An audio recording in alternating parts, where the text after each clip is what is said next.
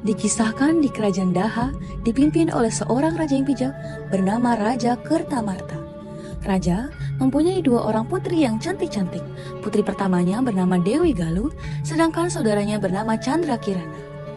Berbeda dengan Dewi Galuh, Chandra Kirana sudah mempunyai tunangan. Sang tunangan merupakan putra mahkota dari Kahuripan yang bernama Raden Inu Kertapati. Suatu hari, ia berkunjung ke kerajaan Daha. Selamat pagi Raja Kertamarta. Oh Raden Inu, calonan aku.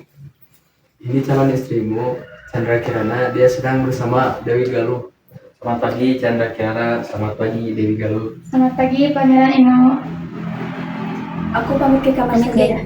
Dewi Galuh pergi ke kamarnya dengan rasa iri akan pertunangan Chandra Kirana dengan Pangeran Inu. Putri, mengapa kau tampak kesal? Kenapa Chandra Kirana yang selalu untung? Wahai Dayang, ngerti gak caranya untuk menyingkirkan Chandra Kirana? Kanjeng Putri, katanya di luar kerajaan ada dukun yang bisa apa saja. Bagaimana jika Tuan Putri pergi menemui dukun tersebut untuk menyingkirkan Chandra Kirana? Oke, baiklah, aku akan temui dukun itu. Rasa dengki Dewi Galuh terhadap Chandra Kirana membuatnya gelap mata. Ia pun pergi ke tempat Mbah Dukun untuk membantunya menyingkirkan Chandra Kirana. Ada apa Tuan Putri? Datang malam-malam begini. Aku punya satu permintaan.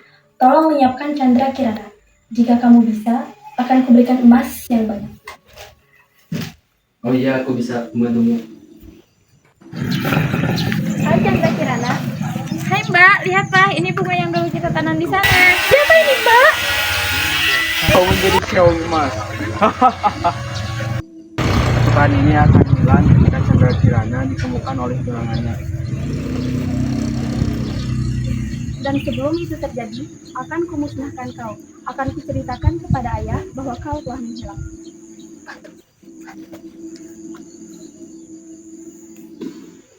Chandra Kirana yang berubah menjadi keomas pun terbawa arus sungai menjauhi kerajaan Daha.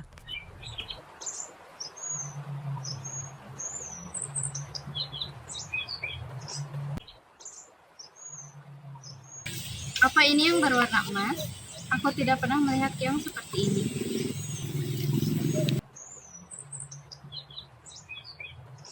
Sang nenek membawa keong mas pulang ke rumahnya. Ia merawat keong mas ke dalam sebuah tempayan. Tanpa sepengetahuan sang nenek, di pagi hari keong mas berubah menjadi manusia kembali. Hingga di siang hari. Aduh, aku belum menyiapkan makan sore.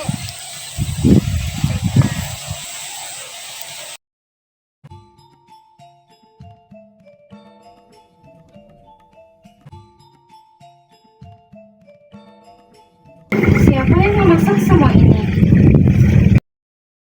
Nenek pun pulang ke rumah. Betapa terkejutnya ia ketika melihat berbagai makanan di meja.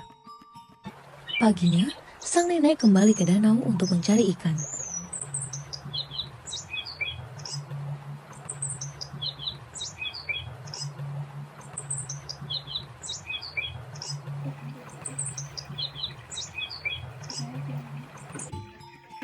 Lagi-lagi, ketika sang nenek pulang, berbagai makanan telah tersaji di meja. Penasaran, sang nenek pun memutuskan untuk pulang lebih awal. Ia pun mengendap-endap memasuki. Siapa kau Cahayu?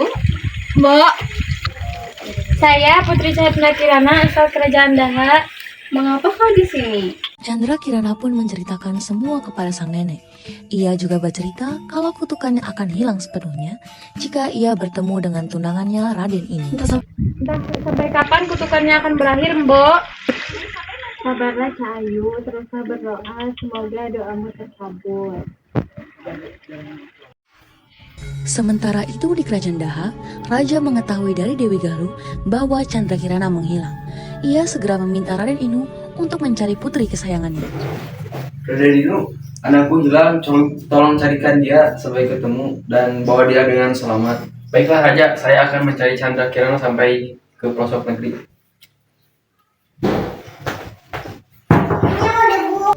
Mendengar Raden Inu berniat mencari Chandra Kirana, Dewi Galuh memberitahukan hal tersebut kepada Mbah Dukun. Mbak Dukun, Raden Inu sedang mencari Chandra Kirana. Kamu harus melakukan sesuatu. Baik, aku tidak akan membiarkan Raden Inu menemukan Chandra Kirana.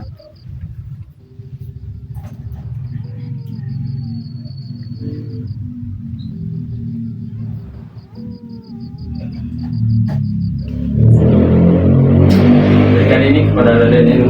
Baik, terima kasih. Setelah itu, Dewi Galuh kembali ke kerajaan untuk memberikan jimat itu kepada Raden Inu. Dan Inu, aku akan memberikan gelang keberuntungan ini supaya Chandra Kirana cepat ditemukan. Terima kasih. Raden Inu pun menyamar menjadi rakyat biasa untuk menemukan Chandra Kirana. Namun anehnya, selama perjalanan, ia selalu kebingungan menentukan arah, hingga ia tersesat di dalam hutan. Di perjalanannya, langkahnya terhenti ketika melihat kakek tua yang terlihat lemas bersandar di pohon. Kamu kenapa, Kek? Kok kelihatannya lemah sekali? Aku belum makan selama 3 hari. Ini, Kek, makan saja bekalku.